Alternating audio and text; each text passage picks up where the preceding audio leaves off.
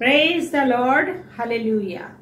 অসমীয়া Bible শিক্ষা YouTube চেনেললৈ আপোনালোক সকলোকে মই প্ৰভু যীশু খ্ৰীষ্টত বিশ্বাসী আপোনালোকৰ ভনী অনামিকাই স্বাগতম জনাইছো। আগৰ ভিডিঅটোত আমি ঈশ্বৰৰ নিয়ম সন্দুকটো কি হয় আৰু নিয়ম সন্দুকটো কেনেদৰে নিৰ্মাণ কৰা হৈছিল তাৰ ভিতৰত কি ৰখা হৈছিল এইবোৰ বিষয় অধ্যয়ন কৰাৰ লগতে নিয়ম সন্দুকটোৰ বিশেষ ৰহস্য বা বৈশিষ্ট্যবোৰৰ বিষয়ে আমি অধ্যয়ন কৰিছিলো। আজি আমি ঈশ্বৰৰ নিয়ম সন্দুকটোৱে কিদৰে প্ৰভু যীশু খ্ৰীষ্টক প্ৰতিনিধিত্ব কৰে সেই বিষয়ে অধ্যয়ন কৰিম। আহকচোন আগবাঢ়ো। আগৰ ভিডিঅটোত আমি ইতিমধ্যে অধ্যয়ন কৰিছো যে ঈশ্বৰৰ নিয়ম সন্দুকটো প্ৰথমতে এৰছ কাঠেৰে সজা হৈছিল আৰু তাৰ ওপৰত শুদ্ধ সোণৰ পতা মৰা হৈছিল। এই প্ৰথমতে এৰছ কাঠেৰে সজোৱা বাকচটোৱে প্ৰভু যীশুৰ এই পৃথিৱীত থকা শৰীৰটো অৰ্থাৎ পাৰ্থিৱ শৰীৰটোক বুজাইছিল আৰু সোণৰ পতা মৰাৰ পিছত যি সম্পূৰ্ণ নিয়ম সন্দুকটো তৈয়াৰ হ'ল সেই বাকচটোৱে বা সেই সন্দুকটোৱে প্ৰভু যীশুৰ স্বৰ্গীয় শৰীৰক বুজায়। ইয়াৰোপৰি মই আগৰ ভিডিঅটোত যে কৈছিলো নিয়ম সন্দুকৰ পৰা দুটা অগ্নিশিখা ওলাইছিল অৰ্থাৎ জুইৰ শিখা ওলাইছিল যি অগ্নিশিখাই ইছৰাইলৰ লোকসকলে মিছৰ দেশৰ পৰা যাত্ৰা কৰি আহি থাকোতে বাটত পৰা সকলো সাপ বিচ্ছু বা জংঘল জ্বলাই ইছৰাইলৰ লোকসকলৰ কাৰণে বাট তৈয়াৰ কৰি লৈ গৈছিল আৰু যি অগ্নিশিখাই প্ৰধান পুৰোহিত হাৰুনৰ দুই পুত্ৰ নাদব আৰু অবিহুক ভস্ম কৰিছিল সেই জুই শিখা দুটাই প্ৰভু যীশুৰ চকু দুটাক বুজায়। পবিত্ৰ বাইবেলতো আমি প্ৰকাশিত বাক্য 1 অধ্যায় 14 পদৰ শেষৰ অংশত প্ৰভু যীশুৰ চকু দুটা অগ্নিশিখাৰ তুল্য বুলি পাওঁ। এতিয়া আহক নিয়ম সন্দুকৰ ভিতৰত থকা বস্তু কেইটাই অৰ্থাৎ ঈশ্বৰৰ হাতৰ আঙুলিৰে লিখা শিলৰ ফলি দুখন, মান্না এঘট আৰু হাৰুনৰ কুহি মেলি ফুল ফুলি ফল ধৰা আঙুঠ লাখুটিডালে কিদৰে প্ৰভু যীশু খ্ৰীষ্টক প্ৰতিনিধিত্ব কৰে সেই বিষয়ে জানো। প্ৰথমতে আহক ঈশ্বৰৰ হাতৰ আঙুলিৰে লিখা শিলৰ ফলি দুখনে কি বুজায় সেইটো জানো। ঈশ্বৰে নিজৰ হাতৰ আঙুলিৰে লিখা 10 আজ্ঞা থকা শিলৰ ফলি দুখন নিয়ম সন্দুকৰ ভিতৰত ৰখাৰ দ্বাৰাই এইটো বুজায় যে এই আজ্ঞাকেইটা সদায় ঈশ্বৰৰ সন্মুখত থাকিব আৰু প্ৰভু যীশু খ্ৰীষ্টৰ ভিতৰত তাক প্ৰতিষ্ঠা কৰা হ'ব আৰু এই আজ্ঞাকেইটা যিকেইটাক মৰেল ল বা নৈতিক আজ্ঞা বুলি কোৱা হয় সেই সকলোবোৰ আজ্ঞা প্ৰভু যীশু খ্ৰীষ্টই সিদ্ধ কৰিব অৰ্থাৎ পালন কৰিব আৰু তেওঁ নিজৰ লোকবিলাকৰ কাৰণে কৰিব। নিয়ম সন্দুকৰ ভিতৰত সোণৰ এটা ঘটিত এঘট মান্না ৰখা কথাটোৱে প্ৰভু যীশু খ্ৰীষ্টৰ দ্বাৰাই ঈশ্বৰে নিজৰ মানুহবিলাকক দিবলগীয়া অনন্ত জীৱনৰ কথাটোকে বুজাইছিল।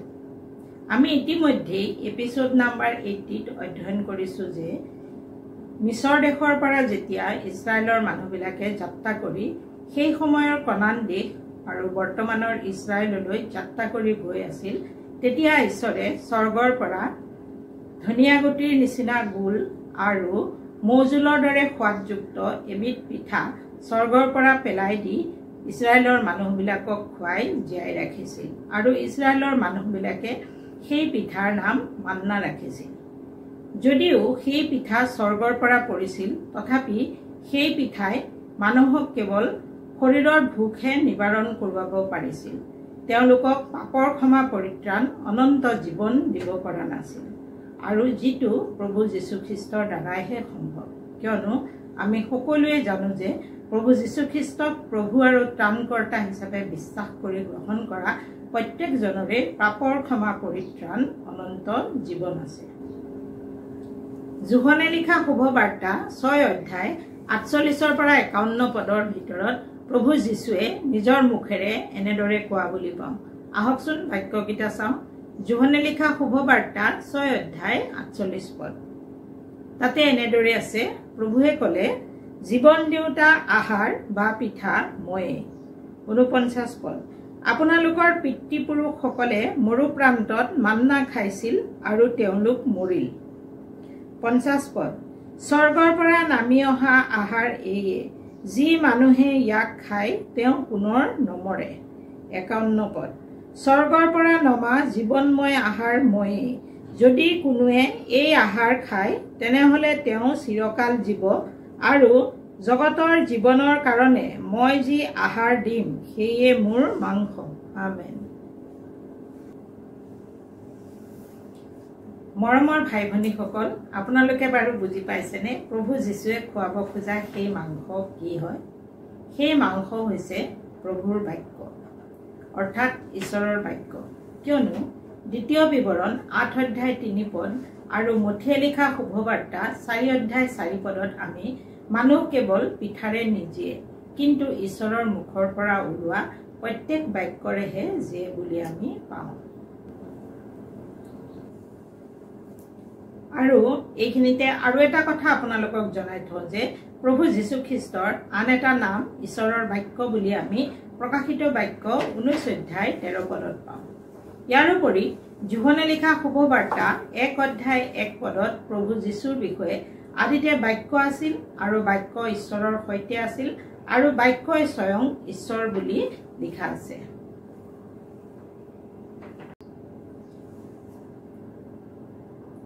আকৌ সেই অধ্যায়ৰে অৰ্থাৎ যোহনে লিখা শুভবাৰ্তা 1 অধ্যায়ৰে 14 পদত প্ৰভু যীশু খ্ৰীষ্টৰ বিষয়ে এনেদৰে লিখা আছে, সেই বাক্য মাংস হ'ল আৰু অনুগ্ৰহ আৰু সত্যতাৰে পৰিপূৰ্ণ হৈ আমাৰ মাজত বসতি কৰিলে।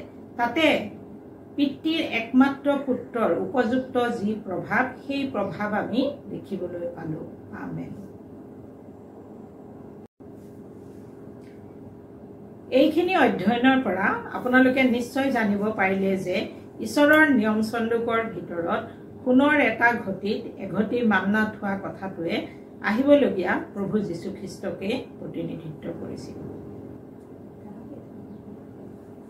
এতিয়া আহক নিয়ম চন্দুকৰ ভিতৰত থকা মহাপুৰোহিত হাৰুণৰ পুহি মেলি ফুল ধৰি ফল ধৰা লাখুটিডালে কিদৰে প্ৰভু যীশু খ্ৰীষ্টক প্ৰতিনিধিত্ব কৰিছিল সেই বিষয়ে জানো।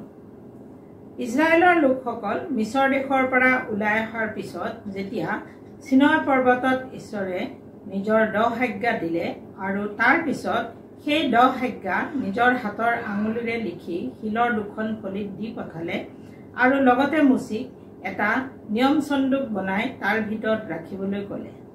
আৰু মুচিয়ে ঈশ্বৰে কোৱাৰ দৰে সকলো কাম কৰাৰ পাছত সেই নিয়ম চন্দুকটো যি তম্বুৰ ভিতৰত অৰ্থাৎ সাক্ষ্য তম্বুৰ ভিতৰত ৰখা হৈছিল, সেই সাক্ষ্য তম্বুৰ পৰিচৰ্যা কামৰ বাবে হাৰুণক ঈশ্বৰে মহাপুৰোহিত হিচাপে নিযুক্ত কৰিছিল। কিন্তু কিছুমান মানুহে হাৰুণৰ সেই পুৰোহিতৰ কথাটোত প্ৰতিবাদ কৰিছিল, অৰ্থাৎ বিদ্ৰোহ কৰিছিল। তেতিয়া ঈশ্বৰে মুচিক ইছৰাইলৰ প্ৰত্যেক বংশৰ নামত অৰ্থাৎ 12টা ফৈদৰ নামত এডাল এডাল লাখুটি লৈ প্ৰত্যেকডাল লাখুটিত নিজৰ নিজৰ বংশৰ নাম লিখি অৰ্থাৎ ইছৰাইলৰ 11টা পুতেকৰ নাম লিখি ঈশ্বৰৰ নিয়ম চন্দুকৰ সন্মুখত ৰাখিবলৈ কৈছিল। কিন্তু লেবি ফৈদৰ লাখুটিডালত হাৰুণৰ নাম লিখি থবলৈ কৈছিল। আৰু মুচিয়ে ঈশ্বৰে কোৱাৰ দৰে সকলো কাম কৰিছিল। কিন্তু পিছদিনা যেতিয়া মুচি সাক্ষ্য তম্বুৰ ভিতৰত সোমাল, তেতিয়া দেখা পালে যে বাকী লাখুটিবিলাক তেনেদৰেই থাকিল, কিন্তু হাৰুণৰ নামত লিখা অৰ্থাৎ হাৰুণৰ নাম লিখা থকা লেবি ফৈদৰ লাখুটিডালে পুহি মেলি ফুল ফুলি বাদামৰ পকা ফল ধৰিলে। আৰু এই কাৰ্যৰ দ্বাৰাই ঈশ্বৰে বুজাই দিছিল যে ঈশ্বৰে নিজৰ পুৰোহিত কৰ্মৰ কাৰণে কেৱল মাত্ৰ হাৰুণকহে মনোনীত কৰিছিল।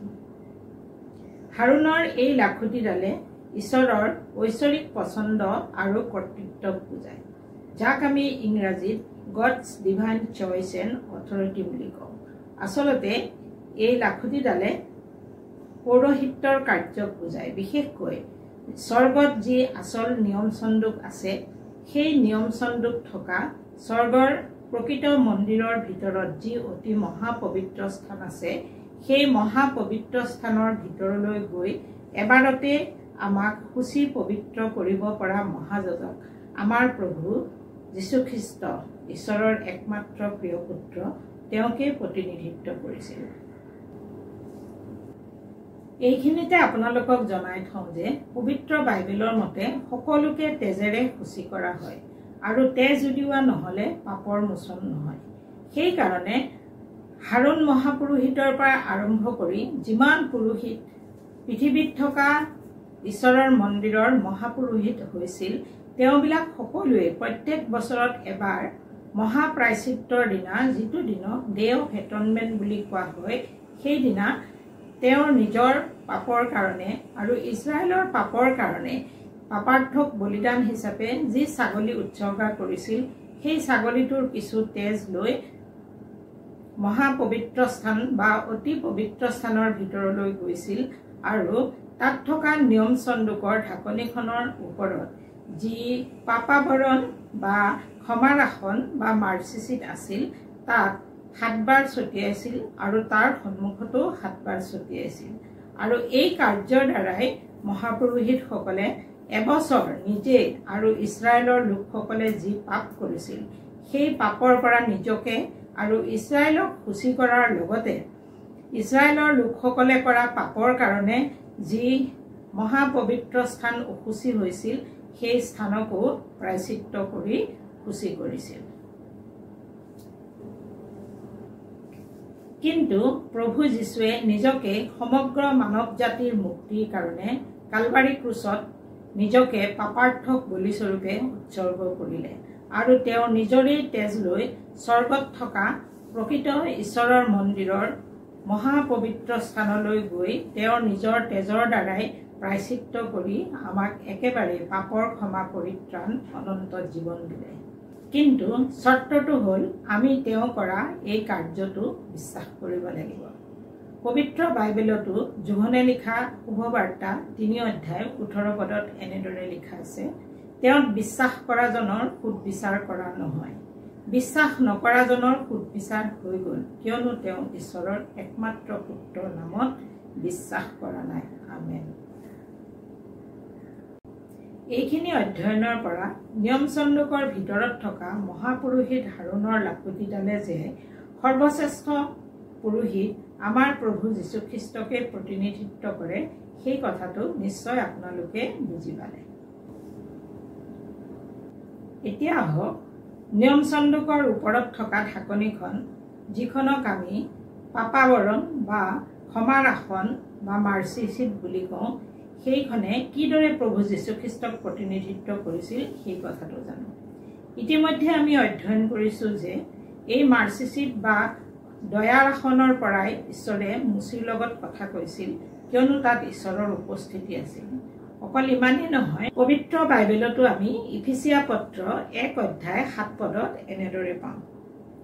তাতে এনেদৰে লিখা আছে, কিয়নো ঈশ্বৰৰ সেই প্ৰিয়জনক তেওঁৰ তেজৰ দ্বাৰাই আমি মুক্তি পালোঁ, তেওঁৰ উপচি পৰা অনুগ্ৰহৰ দ্বাৰা আমি পাপৰ ক্ষমা পালোঁ। আমেন। এইখিনি আছিল ঈশ্বৰৰ নিয়ম চন্দুক আৰু প্ৰভু যীশুখ্ৰীষ্টৰ মাজত থকা সম্পৰ্ক। ইমানখিনি অধ্যয়নৰ পৰা আমি নিশ্চিত হ'লোঁ যে পুৰণা নিয়মত থকা ঈশ্বৰৰ নিয়ম চন্দুকটোৱে প্ৰভু যীশুখ্ৰীষ্টকে প্ৰতিনিধিত্ব কৰিছিল। প্ৰভুৰ অনুগ্ৰহ আমাৰ সকলোৰে লগত থাকক। আমেন।